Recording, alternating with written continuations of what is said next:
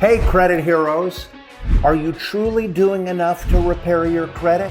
The fact is, a lot of people make some big mistakes when repairing their credit. And in today's episode, I'm going to go over the top 6 credit repair mistakes. So you better stick around. My name is Daniel Rosen, and welcome to Credit Repair Business Secrets. In the 20 years since releasing my first credit repair software, I have helped thousands of businesses scale from the ground up. In fact, I've experienced many of the same challenges that credit heroes face, and I've learned proven ways to overcome them and succeed. Can you imagine living life without making a mistake? How amazing would that be, right? Well, I'd like to introduce you to someone who has never made a mistake in their life. I'd like to, but I can't. The fact is, everyone makes mistakes. I've made a ton of mistakes. But you know what? Mistakes are important. They're how you grow. Here's why this is important. Credit bureaus want to ignore you. They want to dismiss you, and they want to throw you off your goal of improving your credit. And that's because they can make a whole lot more money if your credit stays messed up. So don't make it easy for them. Here's what you need to know. Mistakes are avoidable. You just need to be mindful of the most common mistakes and stay proactive to avoid them. So here are my top 6 credit repair mistakes that you want to avoid. Number 6, dispute letter mistakes. I can't tell you enough how important your dispute letters are, but too often people send them without making sure that they use clear language and state exactly what's wrong and exactly what they want. I also recommend that you dispute no more than 5 items at a time.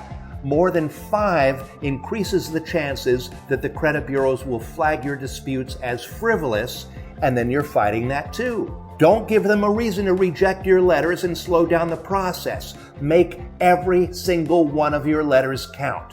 Number 5, expecting overnight change. People often feel that once they've started the credit repair process, they're going to see instant results to their credit score.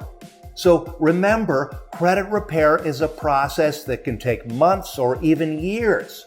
And that's even if you're doing everything right. Credit repair is a marathon, it's not a sprint. Number 4, keeping up old bad financial habits. Even after repairing their credit, a lot of people fall back into their old bad financial habits. You may go through the process, send in your dispute letters, and even get things removed from your credit reports, and still your score doesn't change. And a lot of times, that's because you're still maxing out your credit cards or you're missing payments, the very same thing that got you into credit trouble in the first place. Credit repair is not just about fixing the old, okay? It's about changing the new. So always pay your bills on time, keep your balances low, and only apply for new credit when absolutely necessary. Number 3, ignoring credit utilization. Credit utilization is the ratio of your credit card balances versus your credit limits, and it plays a significant role in your credit score. It's generally advised that you should keep your credit utilization below 30%. Things that negatively impact your credit utilization include making minimum payments on your credit cards and closing old credit card accounts. But if you're mindful of your credit utilization, you'll aim to pay more of those balances off, and you'll keep those old accounts open even if you don't use them. Number 2, not checking credit reports regularly. Most people don't check their credit reports often enough, and you never know what you're going to find until you find it. And when you find it, you can dispute it. But if you don't check your credit reports, then you don't know the mistakes are there. I recommend that you check your credit report at least once a month to see if any creditors have been misreporting information, that there aren't any new accounts that you don't recognize, because that could mean identity theft, and that balances are all accurate. And if there are discrepancies, dispute.